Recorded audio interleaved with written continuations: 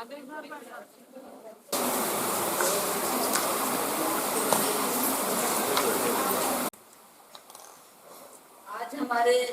मेरे कार्यकाल की ये 255वीं जन सुनवाई है और दुर्ग में ये 10वें नंबर की जन सुनवाई है। 10वीं बार हम दुर्ग में सुनवाई की है पिछले 4 साल में। और आज 41 प्रकरण रखे गए थे। अभी तक ये काफी केसेस की सुनवाई हो गई है। जो मुद्दे आप लोगों को खास तौर से बताने का है, उसमें एक बुजुर्ग माँ बाप के रेलवे में जॉब करने वाले व्यक्ति के बेटे की मृत्यु हो गई थी और बहू को सारी जॉब और मिल गई, पेंशन मिल गया।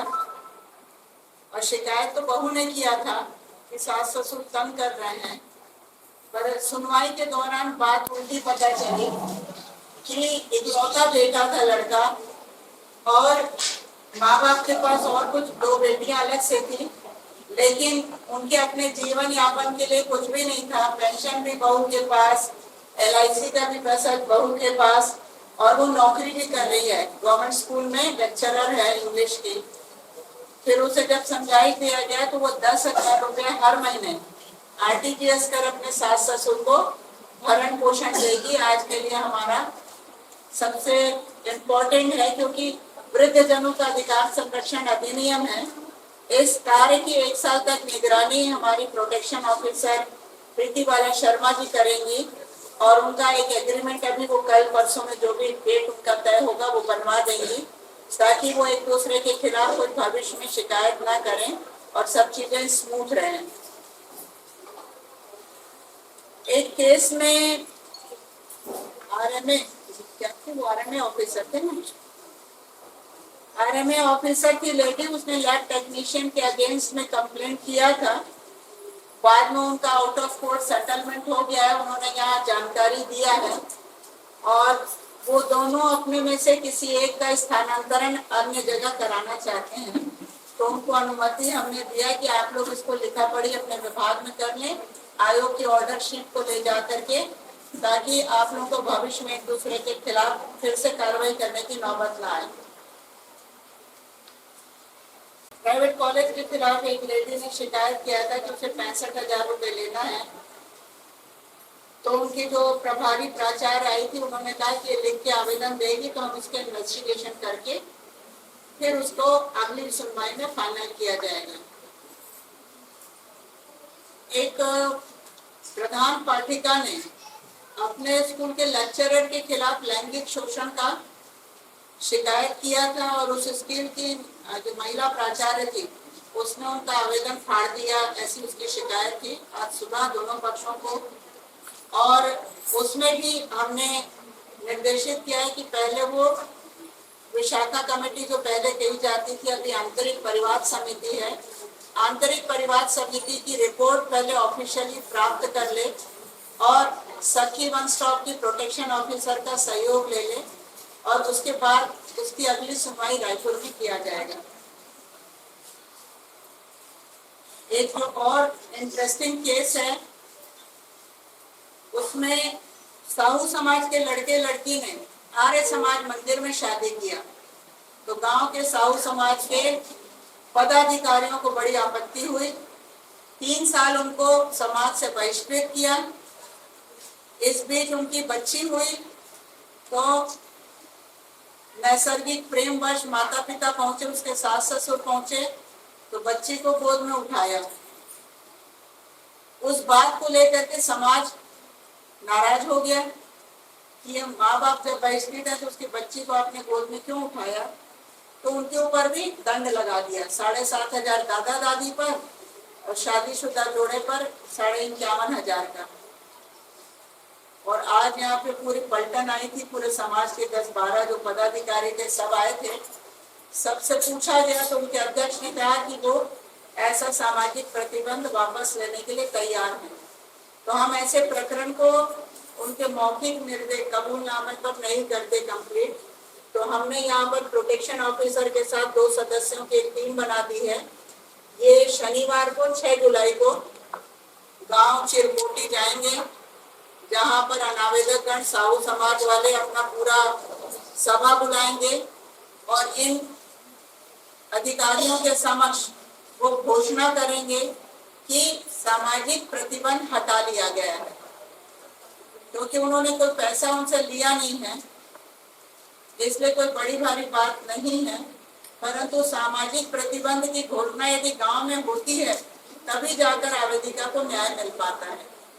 तो इनकी रिपोर्ट आने के बाद हम प्रकरण को नस्तीबद्ध करेंगे, और यदि वो नहीं करते हैं तो जो चीज आपसे कहूंगी कि उसका आप पट्टी जरूर चला करके दें। नागरिक अधिकार संरक्षण अधिनियम 1955 की धारा 7, इसके तहत पुलिस में एफआईआर दर्ज कराई जा सकती है यदि किसी के ऊपर भी सामाजिक प्रतिबंध लगाया जाता है, उसे समाज से हुक्का पानी बंद कर दिया जाता है, लोगों को मिलने पर रोक लगाई जाती है, तो उस प्रावधान के तहत एफआईआर दर्ज का प्रावधान है। यदि गांव की बैठक में वो लोग इनकार करते हैं तो तत्काल प्रभाव से आवेदिका गण जा करके एफआईआर भी दर्ज करा सकेंगे। अंडा थाना के अंतर्गत ये गांव है।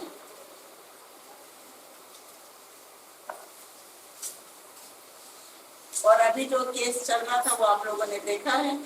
इसमें रिटायर्ड गवर्नमेंट ऑफिसर के बेटे की मृत्यु हो गई है, उसकी विधवा जो बहू है और उसका 16 साल का बेटा है, एक ही बेटा है।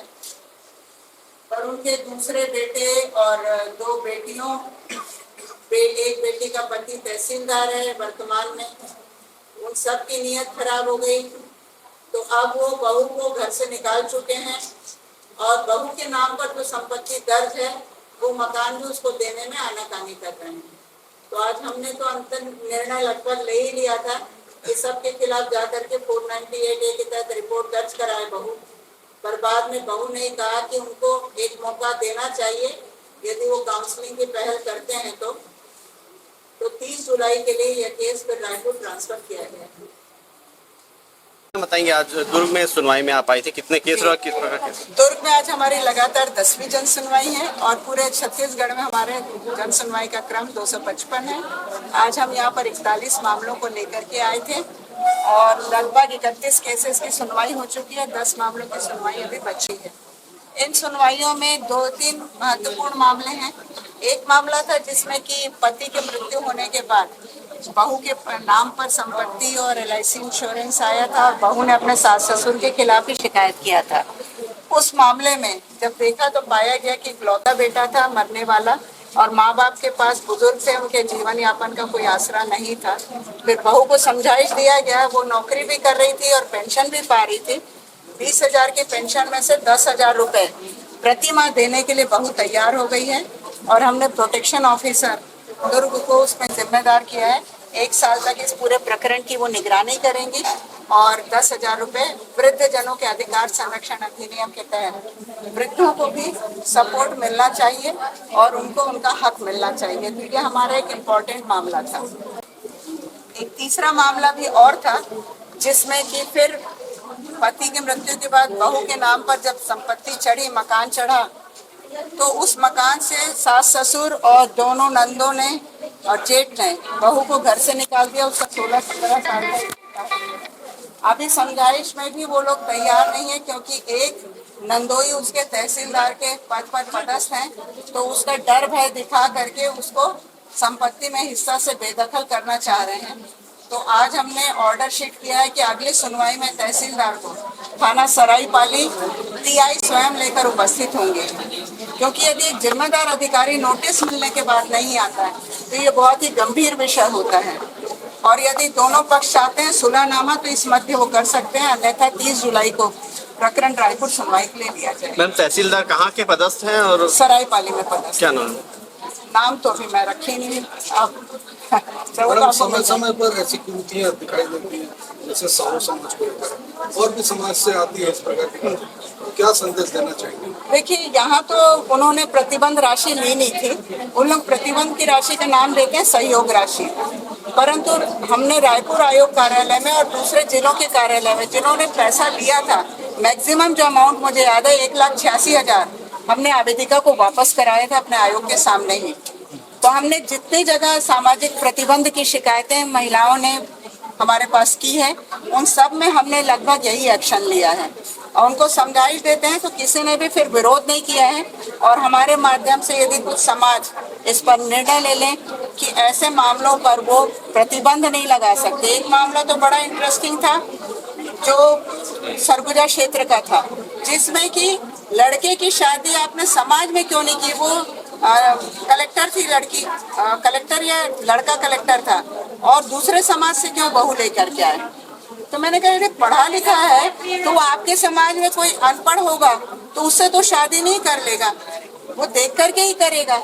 उस मामले में भी पैसा वापस किया था और सामाजिक प्रतिबंध वापस किया था। तो अजीबोगरीब तरीके से समाज में आजकल निर्णय लेने की बात हो रही है। आज से 100 साल पहले ये चीजें जायज थी और 21वीं सदी में ये चीजें जायज नहीं मानी जा सकती। क्या आप इसको एक सामाजिक कुरीति बोलेंगे मैम? निश्चित रूप से सामाजिक कुरीति ही है ये, और ये समाज के को जोड़ने के लिए ये सामाजिक व्यवस्था जरूर की जाती है। तो उसको समाज के हित में, बच्चों में मोटिवेशन के लिए, उनके एजुकेशन के लिए, उनके अपब्रिंगिंग के लिए यदि करें तो ये बिल्कुल बेहतर हो सकता है। परंतु आप उनको आज भी दकियानूसी ख्यालों में जोड़ने के लिए कि आप अपनी पसंद से शादी नहीं कर सकते हैं। हम ये नहीं कहते कि लव मैरिज करने के लिए आप बढ़ावा दीजिए, परंतु उनको समझाइश तो दे सकते हैं। आप इस तरीके से जाति बहिष्कार करके किस रीति में ले जाना चाहते हैं? जो नए कानून अभी बने हैं इस बारे में आप क्या कहना चाहेंगी? देखिए, नए कानून के बारे में अभी मैंने खुद ही नहीं पढ़ा अभी कुछ और जो वकील हैं वही ज्यादा बेहतर बता पाएंगे अभी।